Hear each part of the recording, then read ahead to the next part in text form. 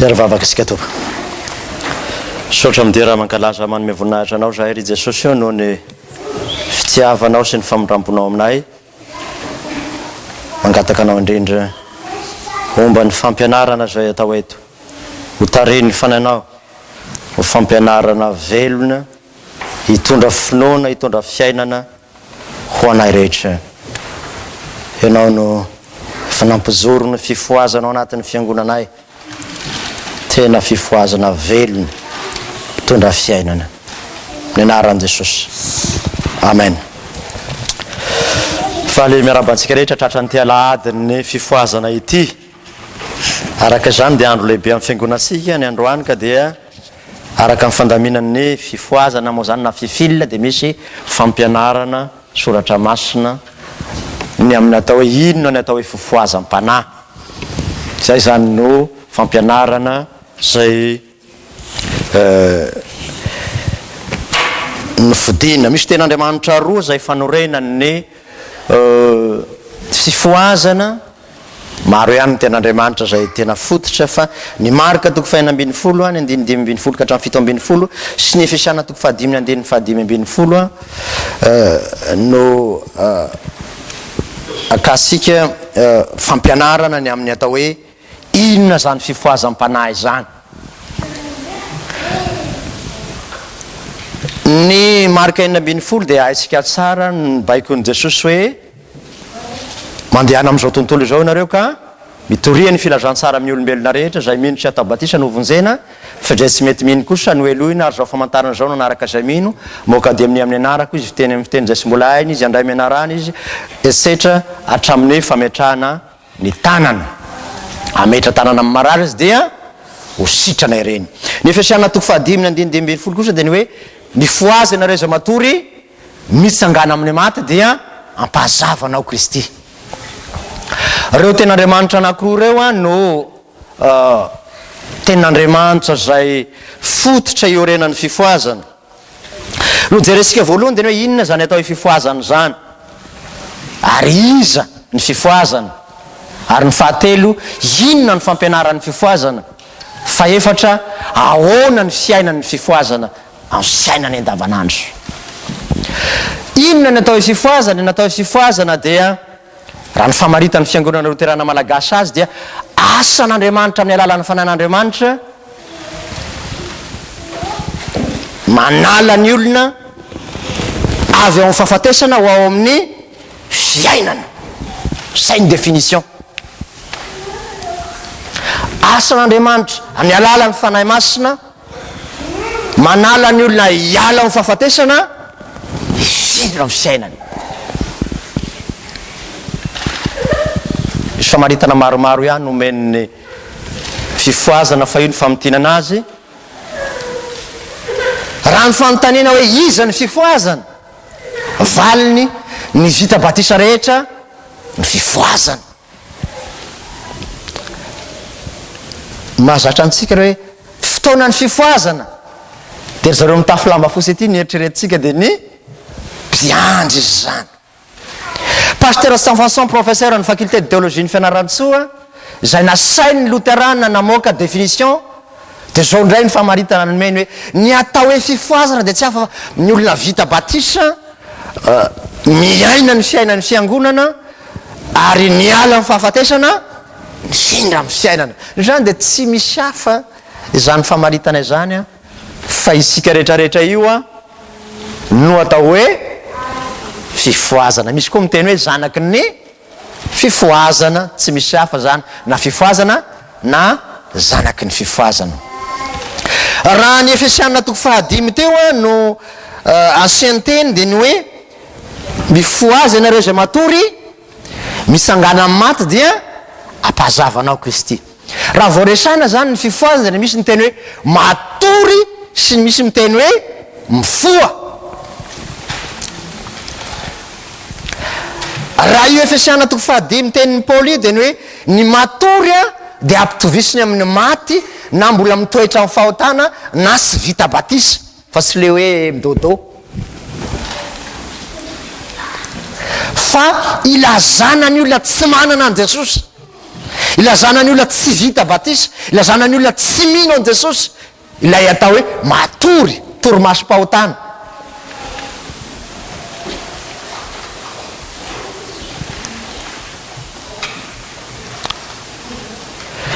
Fa ny atao hoe mifoa kosa dia tsy ilay hoe mifoa maraina amin'ny 5 na amin'ny 4 avy natory, fa ilazana ny olona niala tao amin'ny fahotana ka voavela eloka, nandray ny famelan-keloka.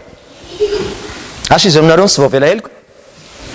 Tsisy voavela eloka daholo a zay, satria manomboka eo amin'ny batisa masina, manomboka mibebahanao akory aza na mbola tsy vita batisa ianao, rehefa mibebaka amin'ny fahotana ao ianao dia voavela eloka. Amin'izay définition zay isika rehetra dia tsy hafa fa niala tamin'ny ny torimaso dia efa nifoa. Fahotana, famelan-keloka, io ny dualisme entre ny matory sy ny foa. Ny faharoa, niala tao amin'ny fahafatesana indrindra ao amin'ny fiainana. Fahafatesana manahoana moa zany? Zay tsy ilay fahafatesana physiquement, fa ny olona tsy manana an Jesosy sy ainana no atao hoe maty.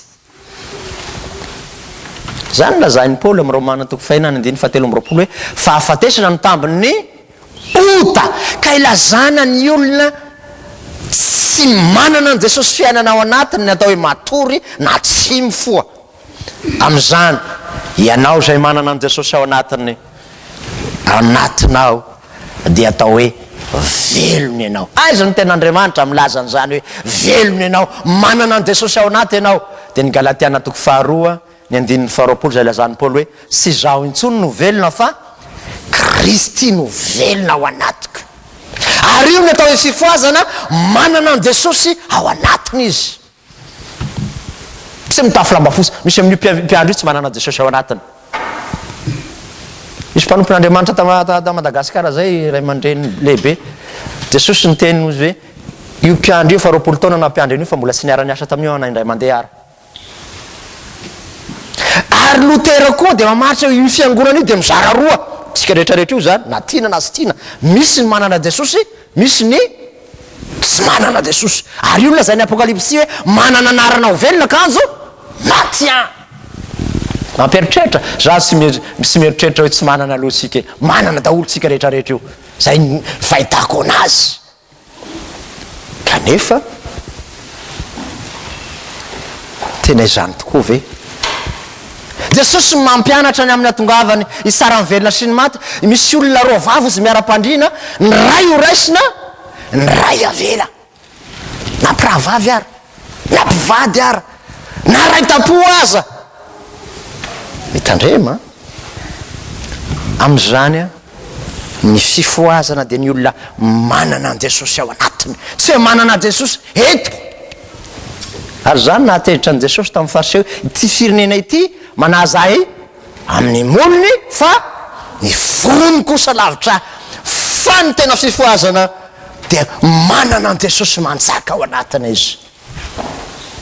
Mahafinaritra ny hiratsika hoe ry Kristy io ny foko ho anao, ry Kristy io mpanjakako ny foko ho anao. Anjakany ilay Jesosy Kristy. Ny fifoazana koa dia ilazana ny olona zay tariny fanan'Andriamanitra. Raha mbola natory izy dia nisy fanahy hafa nitarika anazy tao. Inona ny fanahy nitarika ny olona raha mbola matory amin'ny fahotana izy? Fanahy ny devoly no mitarika azy. Ary dia nitoetra ny devoly, nitoetrany na ny fiteny, na ny fiesy, na ny fiainana andavanandro. Io moa lazainy Jesosy hoe nivoanina fatarana ny azo. Fa nisy azo anankiray zay nandorobona tsara ilay aviavin'ny Betania. Fomba fitenin'ny fifoazana hoe tandremo sao dia aviavin'ny Betania ianao, maisy tsara ny raviny, nandoroboka tsara, tena mahita anazy mivavaka eo anao dia tena zanak'Andriamanitra zany, tena mpiandro zany, tena zanaky ny Luterana zany, zanaky ny Katolika zany, zanaky ny FJKM mahafinaritra zany. Kazo jerena ny voany 0. Na dia ilazo ny tena no pastora za manomboka amin'ny tenako milazaiko amin'za. Raha tsy misy voa dia pastora tsy miaraka amin'ny Jesosy, tsy fifoazany zany, tsy manana Jesosy ao anatiny zany. Azany nanjoany Jodasy mba niaraka tamin'ny apôstôly 12 lahy ihany kanefa namadika ny tompo amin'ny vola 30 ariary $30 nandaozany an Jesosy. Tsy mety tsy $30 izy tamin'izany fotoana zany fa mety vola be. Tsy anao koa zany aviaviny Betania zany aloha hoe fa ianao de tena mamoa ny azo tsara tsy maintsy mamoa voatsara. Eo amin'ny voa eo amin'izay ny fifoazana ny milaza hoe voa mendriky ny fibebana, zany olazany ny fifoazana azy. Zany hoe ny olona mibebaka de tsy afa fa miala ny fahotana ka manao ny asa masina sy ny asa marina tokoa amin'ny fiainany manontolo. Io le voatsara. Ny kristiana aviaviny Betania zany tonga am-piangonana ara-dalàna fa ny asa taony tsy voan'ny fibebahana fa voan'ny tsy fantatry ny karazana voa aloha e, fa misy karazana voa tsy dia azo hoanina loatra. Zay ny atao hoe inona ny fifoazana, iza ny fifoazana. Raha izay famaritana fo izay. Raha ianao hoe ilaza hoe za tsy ao anatin'izany fifoazana zany de matahotra ny aminao matahotra ny aminao fa ny fifoazana de tsy resaka lamba fotsy, tsy resaka famoana demnia, tsy resaka mpianina, resaka pastoly, fa ny hoe fifoazana de ny olona manana an Jesosy ilay nisangana tamin'ny maty amin'ny fiainany ka izay lalovany rehetra zay miaona aminy mandray an'izany Jesosy nisangana amin'ny maty. Na tanora izy tanora anankiray nibebaka tao France, olona jeune izy 17 ans teo eo. Timoty ny surnom nomeko anazy. Raha miaino an'izany nivavaka ianao tena resy lahatra mihitsy de zao pasteur raha sitrapon'Andriamanitra anao pasteur mifandriako amin'ny fiainako manontolo fa tanorako omeko an Jesosy. Tena tamin'ny foko lalary misy ohatran'ny taditetmany zany mahita hoe misy tanora zay tena fifoazam-panahy manana an Jesosy amin'ny fiainany manontolo izy. Inona ny tsy ainany fifoazana, inona ny sakafo iainany. Zavatra roa ny tena mampiavaka ny fifoazana de ny inana ny tenin'Andriamanitra isan'andro sy miaina amin'ny fibebahana isan'andro. Reo ny sakafo ny isan'andro. Tenin' Jesosy eny miainany amin'izany hoe tsy ny mofo ihany ny veloman'ny olona fa miteny rehetra zay aloka ny vavan'Andriamanitra. Io no mahatonga azy ho velona sy hamoa tsara ny velona amin'ny tenin'Andriamanitra. Misy kristianina ngeika zara raha mahita an'ity indray mandeha isan-kerinandro nefa tia ny sakafo iveloman'ny finoana, mampianatra antsika amin'ny fifoazana, hiaina amin'ny tenin'Andriamanitra isan'andro. Io no mamono ny fahotana, ny fahalemena samihafa, itomboany ny finoana. Raha te hitombo finoana ianao de ty ihany ivelan'ity sisy finoana mitombo. Vavaka koa de fiainan'ny fifoazana, fiaina amin'ny mpibebahana isan'andro. Fotorotoro sy mangorakoraka no lazany fifoazana azy. Ary ny soratra masina de miteny hoe ny fotorotoro tsy mangorakoraka tsy mba ataona tsinitsinon'Andriamanitra. Ary zany mahatonga ny Jehovah ny teny hoe raha ny oloko izay natsoina tamin'ny anarako no avy aneritena hivavaka hiala amin'ny rasy fanaony de aninonao izy hiaino any an-danitra ka nasitrana ny taniny aho. Ny taninao ngeky manomboka amin'ny fonao no sitramin'ny tompo hoe vao ny ankonanao, vao ny firenenao, vao izao tontolo izao. Ny fifoazana zany dia tsy hafa fa mitondra ny olona ho any amin'ny tena fahasitranana ninona karazana problème. Zay no antony andohalena eto. Inona ny asan'ny fifoazana? Amarana asika azy sy ny fiainany amin'ny fiainana andavanandro. Ny asan'ny fifoazana dia mitoro ny filazantsara ny voalohany, tsy mamoaka ny demnia ny voalohany. Inona ny olona avoakanao demnia eo raha tsy mizentilisa miditra ato aloha amin'ny fitoriana amin'ny filazantsara. Ny mpiandry tsy mitoro ny filazantsara fa ato izy vao mametra tanana dia pêcheur manjono anaty koveta mpanjono manjono ao anaty koveta fa sy mitory hidiran'izay antilisa ato. Ny olona manjono inareo zao nge nisy nitory vao tonga tato hoe fa sy tonga ho azy, nisy nandre vao tonga ato. Ny sifoazana de tsy hafa fa manangona izao tontolo zao araka ny marika toko 2:20 teo hoe mandehana anareo ka mitoria ny filazantsara ny olombelona rehetra tomio ho ato. Faharoa, rehefa tonga ato kosa aloha tena asa fanompoana ny mpiandry dia fitaovana eo an-tanan'Andriamanitra ampivelatra ny fifoazana. Zay mpanompo mahatoky hizara an'ilay nitsangana tamaty. Io ny definition ny mpiandry. Inona ny mpiandry? Mpanompo mahatoky hizara ilay Jesosy nitsangana tamin'ny maty. Zay ihany, point. Ny sakafony dia ny tenin'Andriamanitra sy ny vavaka ny velomana isan'andro. Ny dingana faharoa dia ny mamoaka dia amin'io sy ny mametra tanana zay ataosika zay anasanantsika amin'ny asabotsy. Inona ny famoahana dia amin'ny tsy dia amin'io ihany no avoaka fa ny adinao rehetra, na tokantrano, na fianarana, na problème amin'ny antsiprian'ny fiainanao. Zao ny tenin'ity mpanompon'Andriamanitra mpanorona ny fifoazana tamin'ny Madagasikara amin'ny fotoana hitafian'ny mpiandry ny lamba masina dia mitafy an'i Kristy izy. Io olona mitsangana io ninona heverinareo falemena io? Tsy io no mametra tanana. Zao ny tenin'i Jesosy amin'ny Luka 10:20 zay miaino anareo dia miaino ahy fa izay manda anareo dia manda. Io ny teniny tamin'ny apôstôly ary averina koa eo amin'ny fanokanana ny mpiandry. Apetraka amin'ny lohan'ny mpiandry ny tanana zay manda anao dia manda. Raha misy miteny rasy anao sy anao ny teneny rasy fa iza aoka hitandrina rehefa manato ny ety anao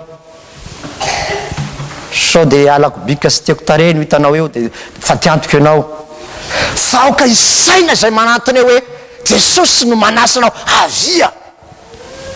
Ianareo rehetra zay miasa fatratra sy mavesatra entana fa izao any mianareo fitsara. Jesosy misy mametraka ny tanany eo ambonin'ny lohan'ilay olona. Raha mandeha tantarako tantara ianareo. Misy ty professeur doctorat en théologie navita fianarany tany États-Unis izy.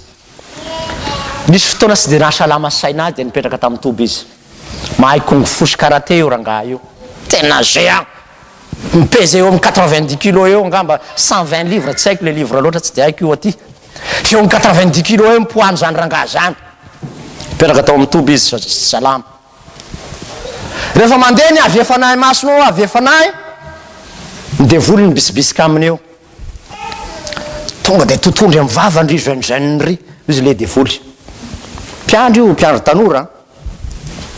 Tonga amin'izay ny avy efanahy eo fa tena tonga tokoa. Daboka ny totongo tena fanomboana no vovoatazo na asiana chaîne etc. Manao témoignage mampianatra anay io rangaha io amin'io efa professeur izy efa docteur izy amin'izany manao témoignage. Navita fianarany tasy États-Unis mba ilazanareo hoe ka io olona tena ono ivao zany olona resahako zany. Tsy milaza ny anarany aho. Fa rehefa tonga le antitsantitra sy le olona efa manana maturité spirituelle na ny masoko raha tsy mahazery azy fa ohatrany mahita Jesosy mamirapiratra amin'ilay olona. Tsy zakany masoko izy mijery an'ilay mpiandry. Surtout ireo efa antitrantitra ireo. Inona ny antony? Ny tanora mihevitra fa tena bokony costaud matanjaka. Inona kosa hoana efa antitrantitra? Jesosy io reto mararomaro be reto ane matanjaka hitanao fa malemika no saika miaramiko ianao Jesosy amin'ny asa zay atao. Tonga dia mitafy an'i Kristy zany mpiandry zany. Mangovo sao izy nefa izy am'izany tena efa ceinture noire amin'ny kung fu fa mifisaka kely misy. Nanomaso raha sy sokafana rehefa mandalo ny antitrantitra. Lazaiko anareo ry mpiandry namana. Lazaiko anareo koa tanora miara amin'ny Jesosy. Fa tena velona izy ao anatin'izany fifoazany zany. Ary mitondra azy ianao na tianao na sy tianao rehefa Jesosy no manapaka amin'ny fiainanao. Hitan'ny olona mamiratra aminao Jesosy. Azany no atao fifoazam-panahy. Zany no mahavelona ny fiangonantsika. Fiangonana vazaha sasany angeka olona 5 misy afa sy ny fiangonana misy fifoazam-panahy. avago sara misy io fa ny fiangonana traditionnel telo sisa niasa tamin'ny France aho a 5 vavy antitra 70 taona 5 nampiangoniko tamin'ny fiangonana niasa tamin'ny fiangonana vazaha de izy le vavy antitra rehefa vita ny fandevenana anay 5 reto de akatony ty fiangonana ty pasteur de amidy amin'ny mairie de miasa mandevona mpiangona za mitarika za mamaky teny za mambandray za manao raha za daholo nanao rehetrarehetra fa olo le fantitra miandro lavaka fa inona mahavelona ny fiangonana loterana malagasy ny fiangonana vazaha zay misy fifoazam-panahy ilay jesosy nitsangana amin'ny maty no ao tsy voatazony zany sanany États-Unis mahita olo ianao 7 miatrika toroteny anankiray ary io mitianao zaraina aminao androany sa hoe tonga ny asabosy de hoe mianga misy de amin'ny avoka tsy de amin'ny avoka irery ihany fa ianao misy andray sy ianao amilay nitsangana tamin'ny maty ho fiainanao amin'ny andronao manontolo hoentinao mamaky va na tanory ianao na tonontonony ianao na salasala ndray fa antitra aza mieritreritra hoe reraka ianao malemy ianao tsy a jesosy miaraka aminao seny ny fifoazam-panahy de tsy hafa fa ianao manana an'ilay nitsangana amin'ny maty ny fiainanao manontolo mivelona amin'ny fibebahana isan'andro mamoa voatsara miaina amin'ny ten'Andriamanitra sy mivavaka ary ho an'izay manana ady rehetrarehetra tongava miandry ianao Jesosy hitondra famelan-keloka hitondra fampaherezana hanangana anao amin'ny fotoana tena mahareraka ianao fanasitranana sy hery sy ainana vaovao miaraka amin'ny Jesosy no omeny ianao tsy mba mitsarana manameloko na de somary enjakenjana ny toroteny eto beba tsy fanerena ny fibebahana fa ny fonao resy lahatra Jesosy midira ao anatin'ny foky ianao ananako sy ainana vaovao miaraka aminao Jesosy lazaiko aminao fa misikisiky Jesosy hiditra ao anatin'ny fonao ary iaraka aminao mandrakariva ka na hiver io na automne io na printemps io mifaly foana ianao satria manana Jesosy fitiavana sy fifaliana ao anatinao ary io no zarainy fifoazana io no zaraina aminao androany raha andro no fifoazam-panahy androany ato ny fiangonasika de tsy hafa fa lay nitsangana amin'ny maty ny tianao zaraina amintsika rehetra raiso izy ho velona ianao ho velona koa zay mandeha anao sy ny ankonanao de aharitra hatramin'ny fahafatesana ianao ka omeny tompo ny sarom-poninahitra fiainana ivavaka isika tompo misaotra indrindra ry Jesosy fa tena aina zany tena fahavelomany zany fifoazany zany asa fananganana ny maty ataonao zany Jesosy ampitoero ho aminay mpiandro manomboka amin'ny tenako zany sao de tsy ananako ianao Jesosy ka mahantra sao de toroteny sy ampianatra foana eto aho Jesosy tsy manana anao mahantra indrindra Jesosy eo sao de miangona tokoa ny kristiana tsiraray avy ka tsy manana anao de ataovy mahatsiaro ibebaka mba handray ianao Jesosy hiova amin'ny fanavaozana ny saina hiaina amin'ny fahatsaranao Kristy amin'ny andro manontolo ka feno ny fahasoavanao sy ny fiadananao ny androm-piainany manontolo amen mangataka hira anankiray zay ataosika mpisanganana ny foky ry mpamonjy atolotra anao maloto ka diovy mba ho fonenanao eo ampomanana azaosika miaino ny tenin'Andriamanitra de zany hira zany koa no entin'ny mpanompon'Andriamanitra miakatra hitondra ny ten'Andriamanitra ho antsika ny foky ry mpamonjy atolotra anao maloto ka diovy mba ho fonenanao andininy anankiray ihany tompo andininy anankiray ihany miandry ny mpitendry zava-maneno sika hira faha